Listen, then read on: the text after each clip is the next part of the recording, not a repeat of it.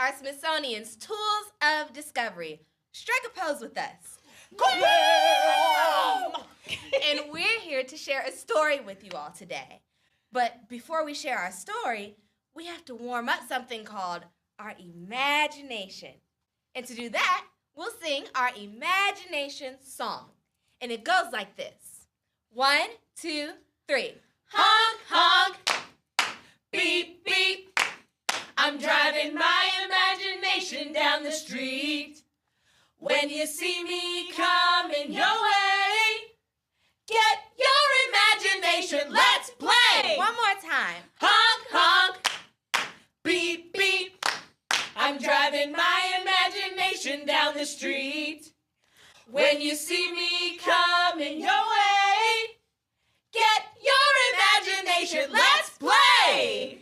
And today we're going to play a story about a family.